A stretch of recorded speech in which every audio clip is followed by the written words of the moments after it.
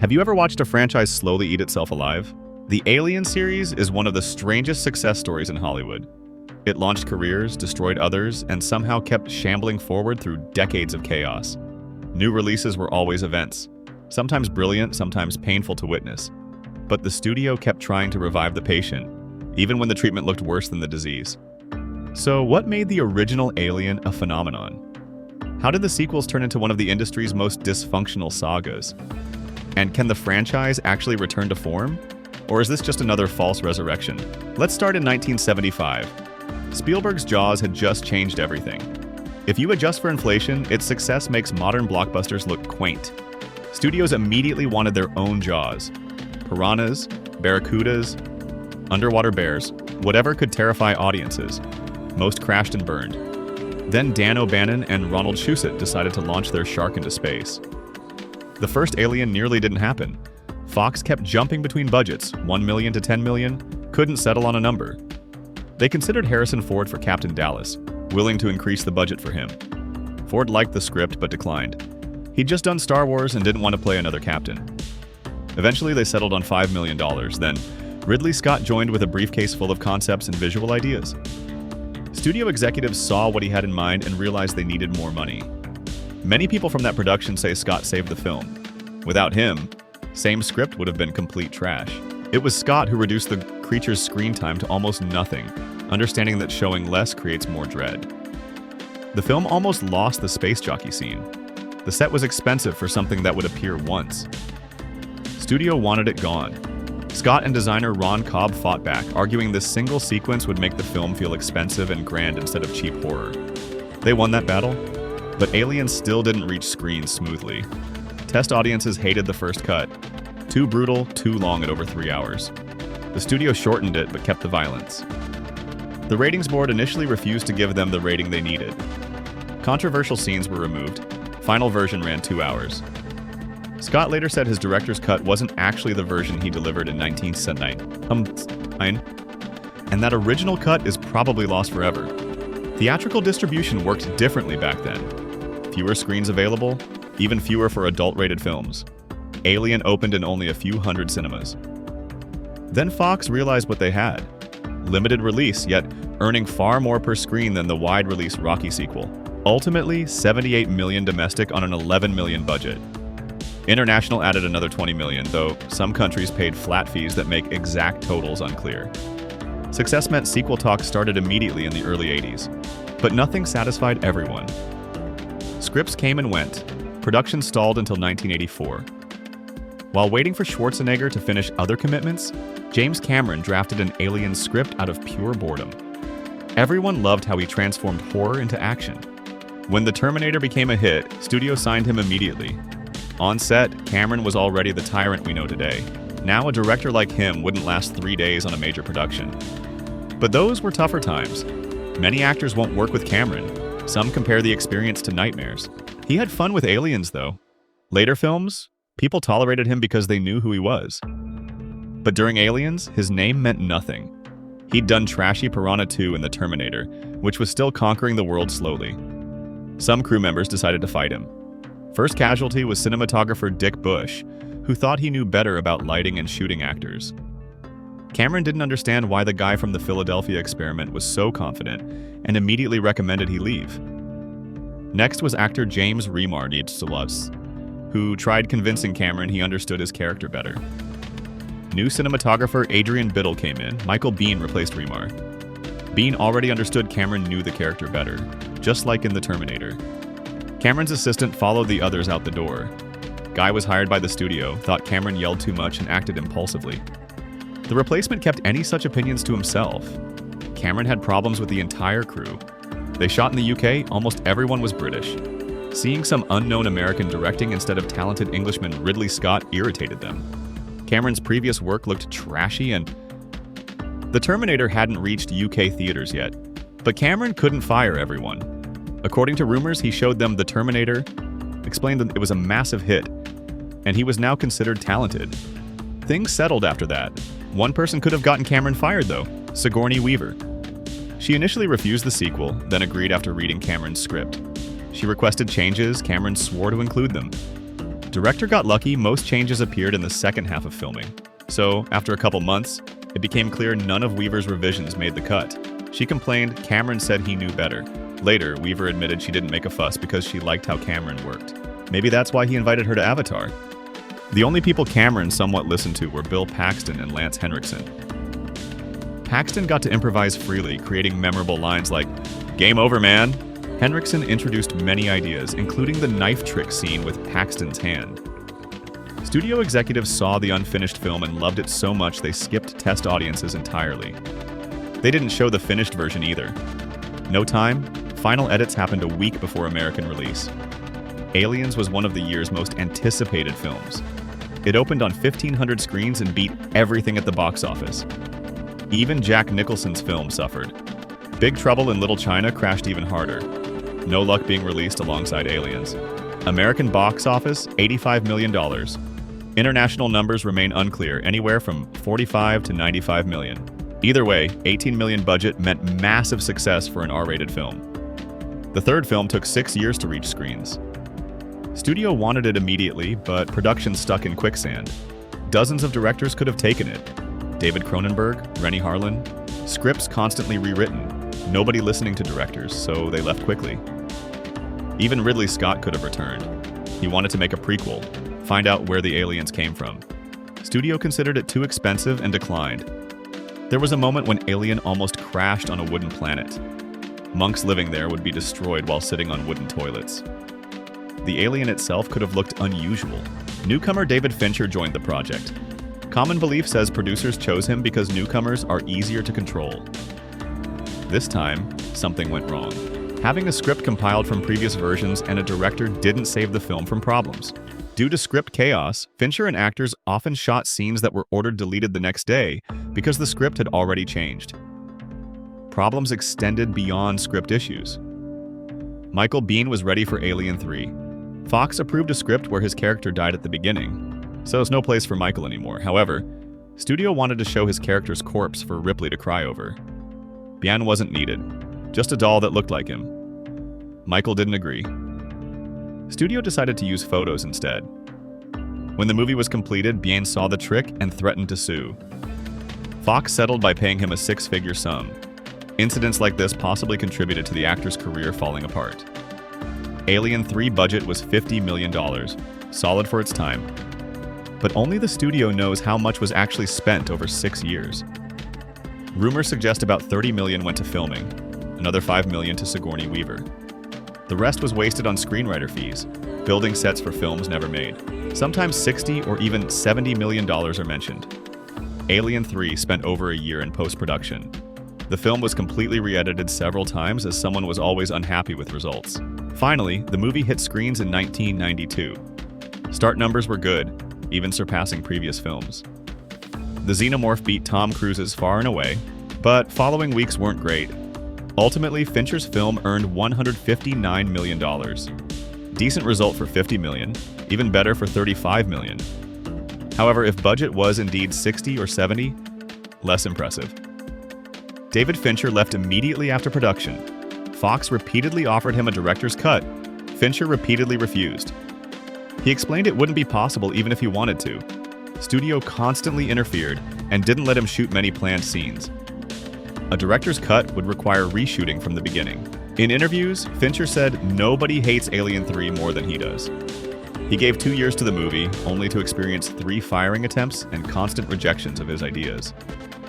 Naturally, Fincher's career should have drowned after this. Box office was worse than expected, fans weren't happy, but Fincher was saved. Sigourney Weaver, dissatisfied with studio actions, supported the director in all interviews, stating the studio destroyed the film, not Fincher, who had no freedom during shooting. Producer Arnold Kopelson also sided with Fincher. Arnold later offered Fincher to direct Thriller 7, which became a major box office hit and put Fincher's career back on track. After such thrashing from critics and viewers, making a fourth film seemed illogical. But on second thought, was it really? The franchise had consistent success on home media. Probably why there were so many versions. Director's cuts, studio versions, complete editions. More than that, the third Alien could have indeed cost $30 million. It doesn't look like a Jurassic Park budget film. So, if true, the success is indeed significant, and studios certainly knew this better than anyone. It's usually believed that normal people, after stepping into trouble once, would learn from it and avoid repeating the mistake. Everyone learns from mistakes, right? But the truth is, thinking this time things will surely be different. Lightning doesn't strike the same place twice. So Fox Studio chose this path, created problems for itself, and then bravely dealt with the mess. The situation was the same as with the third Alien, only slightly better. Script changed multiple times, directors came and left. Even David Cronenberg participated, but quickly changed his mind after sensing unhealthy vibes. Later, he said he'd never witnessed such pressure from a studio before. David quickly realized he wouldn't be allowed to even breathe without studio permission, so he preferred to leave. Sigourney Weaver constantly refused to be Ripley for the fourth time, but eventually agreed. In an interview, someone asked what convinced her. Weaver replied the studio brought a truck of money to her house. The truck contained $11 million, highest fee in her career. Jean-Pierre Jeunet, who later made Amélie, became the director. Jeunet hadn't worked with Hollywood before and was curious. The script was written by Joss Whedon. He later remade Justice League, where his career most likely ended. Back then, Whedon was still a screenwriter, not a director. Whedon was very displeased with how his script was adapted. Specifically, he hated the pirates. Whedon later released the series Firefly, showing his vision of pirates from Alien 4. Whedon claims the script wasn't rewritten or altered, everything except the ending. But Whedon believes the characters were shown incorrectly in the movie. Some details were completely wrong, some episodes were misleading. Jean-Pierre Jeunet said he tried to do everything correctly, but when he filmed it correctly, he received a call from the studio telling him he was filming incorrectly and needed to reshoot everything. Jeunet sometimes says he's proud of the fourth Alien, but after shooting, he left Hollywood immediately and vowed never to work there again. According to the director, pressure from studio and producers in Hollywood exceeds all reasonable limits.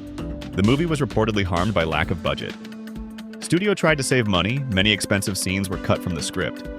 That's why they couldn't build several different corridors on set. Money was enough to simulate just 2. Actors walked back and forth there. Meanwhile, the film's budget was $75 million, more than Independence Day or The Matrix had. But again, same with the third film. Part of money was spent on development, less visible on screen. This time, audiences weren't waiting for Alien. At American release, it lost to Flubber with Robin Williams. Then Scream 2 appeared, and Alien quickly drowned, earning only $47 million. But international box office brought another $113 million, making Alien at least minimally profitable. It was decided not to proceed with the fifth Alien, despite the hint in the ending. All preparations were forgotten. Meanwhile, James Cameron got interested. At that time, sophisticated audiences thought Cameron was no longer talented because he'd made some snotty nonsense with some fruity boy. Nowadays, everyone admits Leo's talent, but after Titanic, you weren't supposed to say silly things like that. So news that something amazing could happen to Alien didn't cause any hype. Cameron wanted to be a producer and contribute to the script, while Ridley Scott was supposed to direct.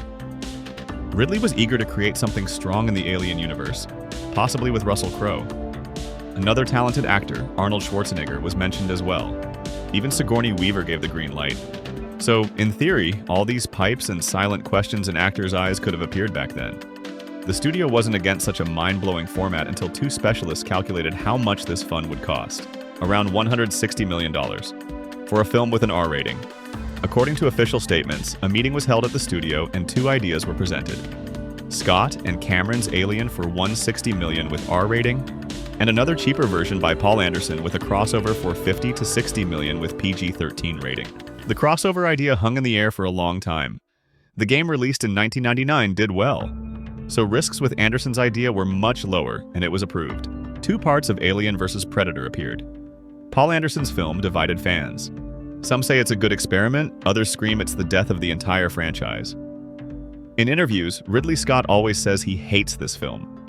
James Cameron thinks it's quite decent and enjoyed watching it, but Cameron is a big fan of Paul Anderson. Not long ago, he admitted he loves the first Resident Evil. When evaluating idols, many can be confused. Alien vs. Predator had no production problems.